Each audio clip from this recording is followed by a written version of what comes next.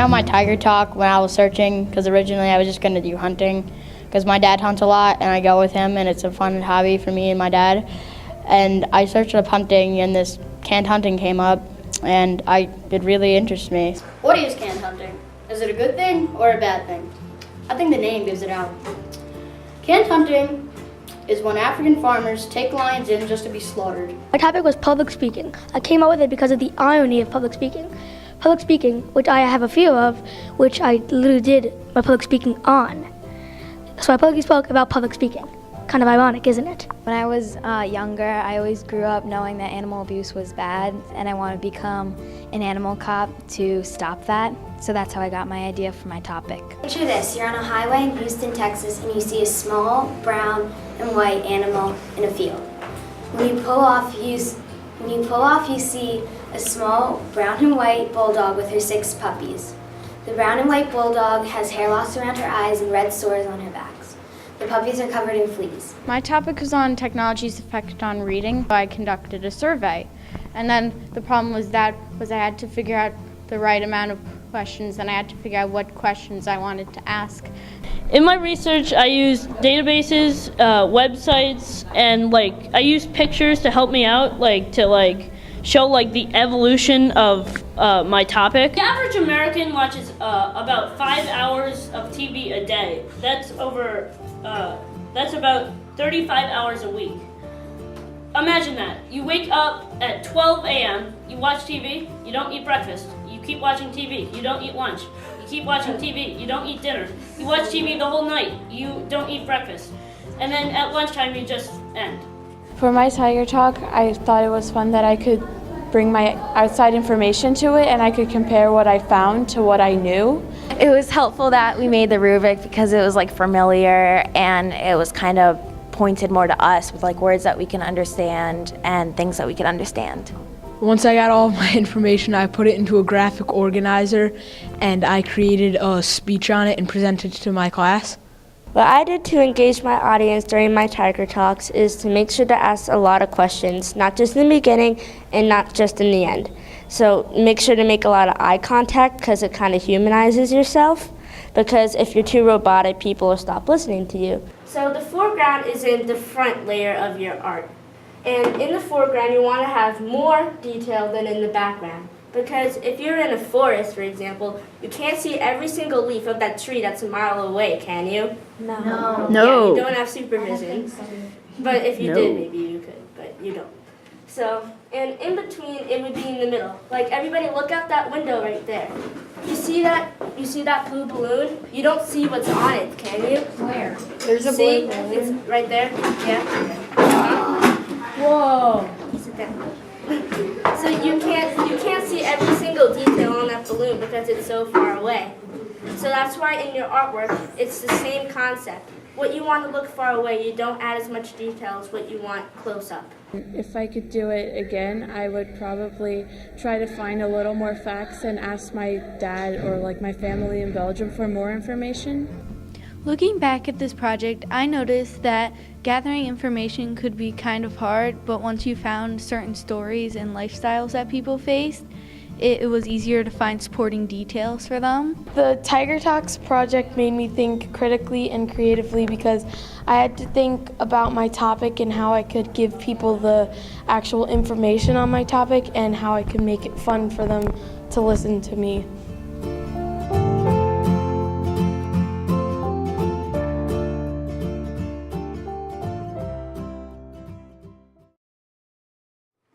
First of all, if you can't tell, my topic is Doctor Who.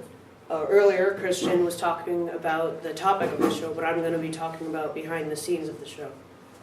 First of all, what I'm going to talk about is their massive budget. They have about 730,000 pounds, which is equivalent to $1 million US. They earn about $10 million US, or 800,000 pounds. The second thing I'm going to talk about is the topic of regeneration, which is when the doctor is injured, or these are the doctors and main characters of the show. If they're injured or they're dying, they can regenerate. But it was actually incident because the first doctor in 1960s He was very old and dying, so they needed a new character to continue the show, so they added the subject of regeneration.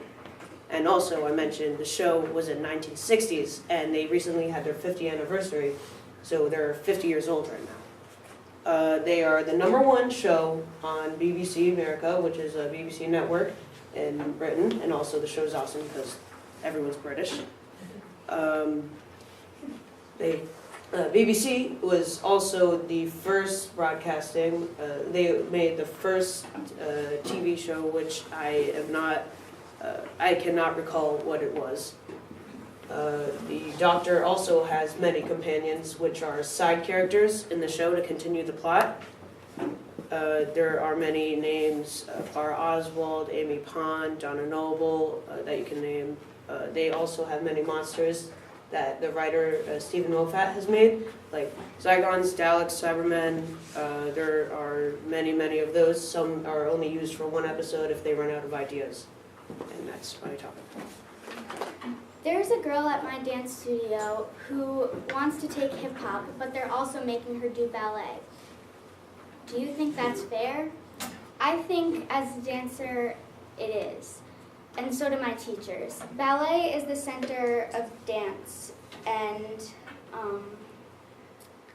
it helps with the basic steps. It helps you bend low and jump higher, and gives you like a strong core for turns. Tap is making rhythm with your feet. The shoes have a metal piece with the toe and the heel, and it helps make the sound on wood.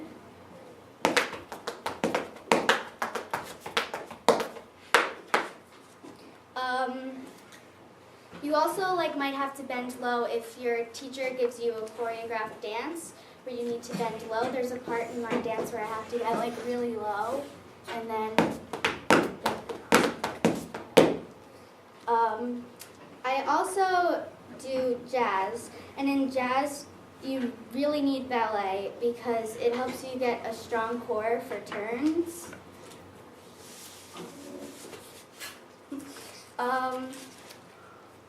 Lyrical is a mixture of ballet and jazz, so it's super important. It helps you get higher in jumps.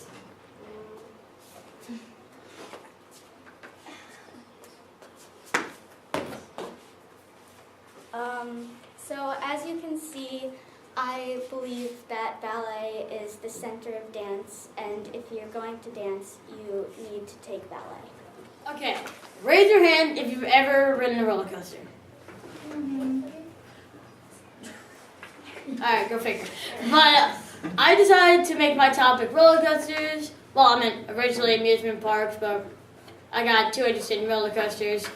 Because I've always wondered, how insane have people got with how tall, long, fast roller coasters can actually go. And I've made the top 3 fastest, scariest, and highest roller coasters that I could find on the internet. Because Google is just amazing. But anyways, the 3rd fastest roller coaster that I happened to see was called Top Thrill Dragster, and it goes 120 miles per hour. A roller coaster that I would probably never go on. I'd probably never go on any of these because, surprisingly, my topic is roller coasters. I'm terrified of roller coasters. I hate riding them. I'm not good with it. That's a habit that I hopefully want to break. And what I've noticed with all my facts is that King Dakar and the Top Thrill Dragster are on pretty much all these lists because they're fast, tall, and horrifying. Again, something that I would not want to go on. The 2nd fastest roller coaster is King Dakar, which goes 128 miles per hour. And then the fastest surprised me. It's called Formula Ross, 149 miles per hour. If I was going that fast, I would vomit. And then the scariest ones. I'm assuming they're called scary because of how tall and fast they are. Which is my other 2 topics, obviously. The 3rd scariest, apparently, is Millennium Force. I don't know how tall it is. I don't know if it's one of the tallest, it's not. But all I know is that it's fast, tall, and most likely has a bunch of lifts in it, and that's why it's scary. The second, Top Thrill Dragster again, which I figured out is a lot like King Ka, in my opinion, kind of a rip-off. It's pretty much the exact same thing, except a little slower or a little less tall. And then the scariest is obviously King Ka, because it's really tall and it's fast, but short. So, yeah. And then the highest roller coasters, and one's called Superman Escape from Krypton. Good name. 415 feet tall. Again, that I would just barf, because that's just not good. The second is Top Thrill Dragster, again like King Ka, 420 feet tall. And then obviously the tallest, if you couldn't guess already, is King Ka with 456 feet tall. And those are all the roller coasters that I decided to choose topics on.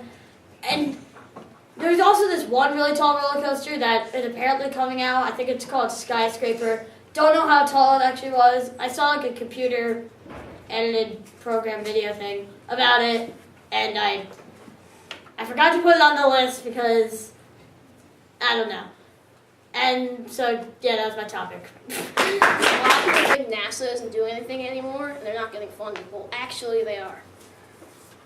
On May 24, 2011, NASA started a brand new program called Orion, right after they canceled the shuttle program. And that was like the program like where they like orbit around the Earth.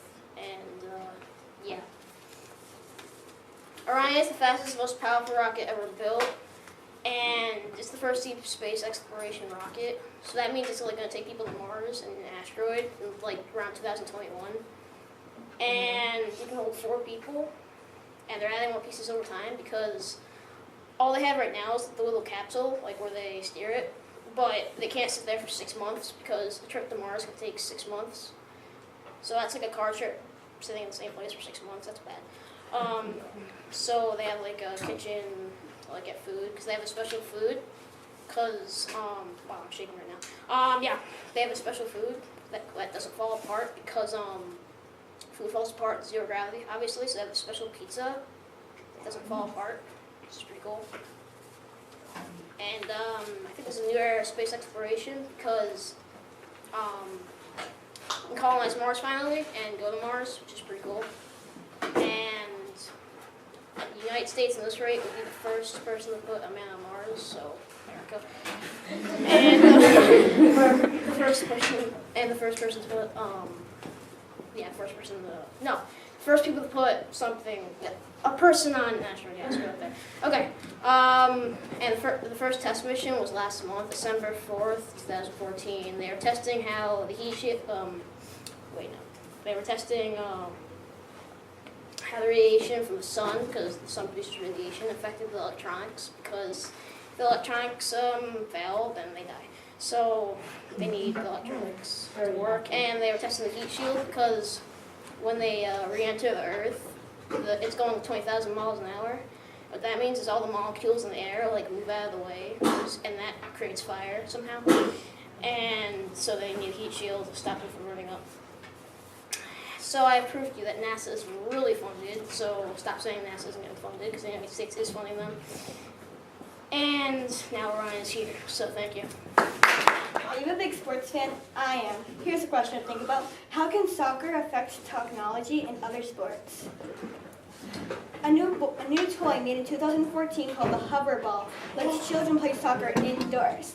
People around the world are not satisfied with this new technology because the ball does not hover and causes many injuries. That's 5% of new technology for soccer. As I was researching, I went on some websites and I found a new soccer ball. It was called a Microcoach Smart Ball. A Microcoach Smart Ball teaches you how to do sports and moves with the ball. That's 57% of new technology for soccer. Soccer players run about 6 miles in every soccer game. What type of tea do soccer players drink? Tea. Penalty. Water. Something not funny. Soccer is the most valuable sport in the world. 1 million soccer fans watch soccer on TV than going to the actual soccer field. Today's technology shall be improving so and so on. Soccer and other sports will be upgraded to a new and improved technology. Thank you. Think back to a few weeks ago. Did any of you participate in the Hour of Code? What? Today I'm here to tell you more about coding and what it does for you. Coding is the base of all technology. Have you ever wondered how apps and games are made, or how computers and phones know what to do? Coding. For example, there are 4,815,162,342 lines of code in Minecraft. Those lines of code are what creates the game and tells what blocks to go where. Basically, coding is telling something to complete a certain action. There are many different ways to code. For example, there are hundreds of different coding languages. The most common coding language is JavaScript, mostly used for HTML pages. For example, to create a pop-up saying hello in JavaScript, you would type confirm hello. Each coding language has an intended use for a different program. For example, Swift is a coding language created by Apple used for iOS and OS X development. Knowing how to code can get you very far in life. It provides many job opportunities and knowledge that is useful forever. For example, majors related to coding and computer programming in colleges and universities lead to the highest paying jobs. Today, only about 2% of students are computer science students, but 60% of jobs in the USA are computing jobs. This is because the majority of schools don't even offer computer programming classes. Coding can lead to so many great opportunities. Coding is something I would recommend for all of you. Who knows, you might even create the most popular app on the App Store one day and make millions. Thank you.